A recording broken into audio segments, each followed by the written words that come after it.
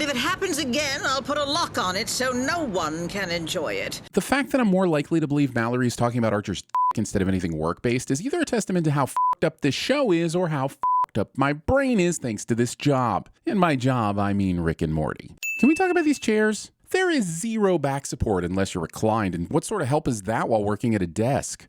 This uniform that has had the button stitched on opposite sides of the jumper opening makes it no longer a uniform. Terrorist organizations who label their presumably illegal boxes of weapons, weapons. Talk to these chicks, all right? Tell them how we're really ISIS agents. I could send chicks, but that's pretty on brand for Archer the person. However, why is one of these chicks Cheryl? Is it to save on drawing another character again? Although I guess that's pretty on brand for Archer the show, so TVSins it is. This backward name tag. Unless, of course, this man's name really is Brad, or he forgot his name so often that he has to be able to see it in the mirror. What, you're black-ish? Archer survives Lana in this scene. Hey, tell this broad what's up with ISIS. Okay, Archer gets another agent killed, I get it. But is it his fault? Shouldn't everyone know that the only way to survive working with him is to block his number immediately? Star Hat Man has extra storage bags on his belt, probably because he's a star rank and deserves more, but this Star Hat Man has no extra storage. And to make it more confusing, the non-star spy also has storage on his belt. How am I supposed to understand military ranking if there's no consistency in extra storage bags on belts? Join me in welcoming our new ISIS agent. Stern. Conway Stern. Cliché. Saying your last name first and then repeating it by saying your full name. Cliché.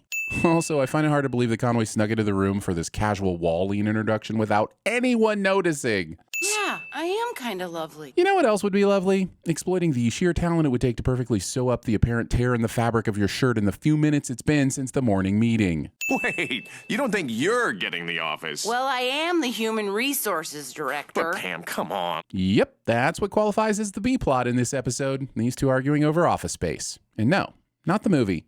That would have been awesome. Your entire job could be done by a bulletin board. Pam doesn't respond to this by kicking Cyril in the figuses and suggesting he lodges complaint with the bulletin board. This isn't even on. Probably for the best, because even if it were on, the screen's designed to aim towards your testicles and not your face. And this is the locker room. So did Mallory just stand here while Stern was getting changed and then continue her tour speech? I mean, this totally checks out with what we know about Mallory, but why would Stern agree to go along with this? Oh, I'm queer. From the guy whose tiny gun came with a matching purse. Homophobic stereotyping aside, if Archer is naked, where's he keeping the purse? Also homophobic stereotyping. So you just watch your step, Mr. Damn it. Hey, right there, what you should have gone with was Sammy Davis Jr. I heard it through the grapevine that there's an even more obvious alternative ready to get it on.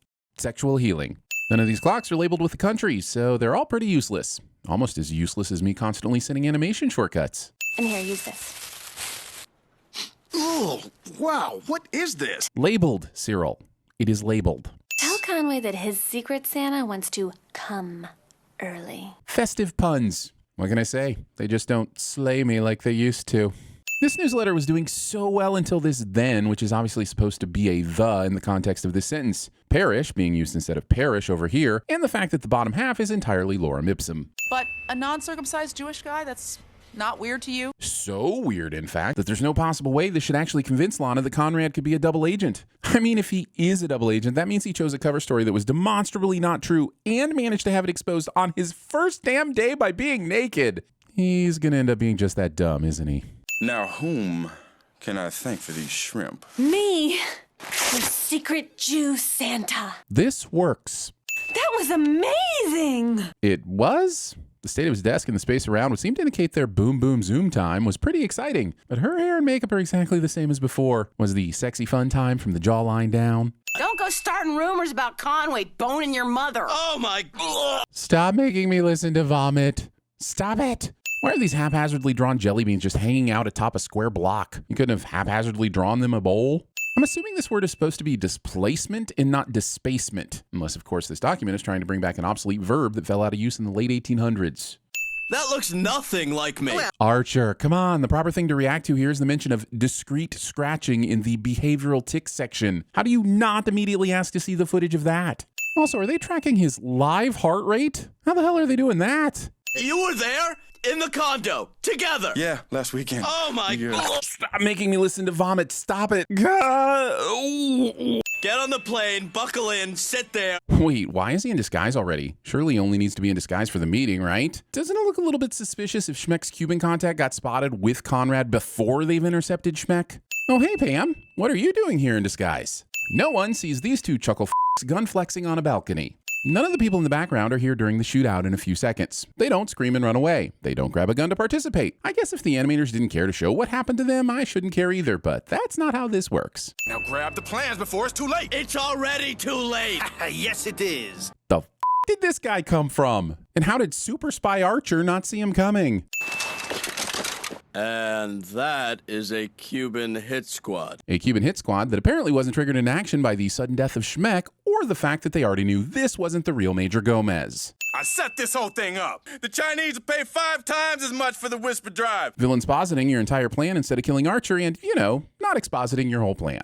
No, Archer, I didn't have sex with your mom. Oh, thank God. And that would have been a tough image to get out of my head. But the image can still be there even if the event didn't happen, right? Like, I can still make you think of something gross even if the gross thing never happened. Like, for instance, don't worry, I'm not going to deliberately make you think of something gross. But your parents did probably have sex at least once. And those were his last words, right before he bled to death on the rug. We can only hope. We can only hope. No, you squeeze lemon juice over it, then smush the saran wrap right down on top. That way it doesn't go brown. Teaching me a great guacamole hack that will now forever be associated with this stupid show.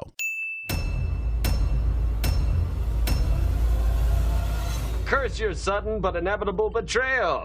You're anti-Native American. Would you put on some clothes, please? Oh, I'm sorry, is this bothering you?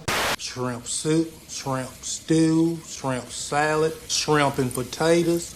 They touch penises. Just so you know, it's not that common. It doesn't happen to every guy, and it is a big deal. Do I make you horny, baby? Do I make you randy? Yeah, so, okay. Conway? My shirt was ruined. That will require a tetanus shot.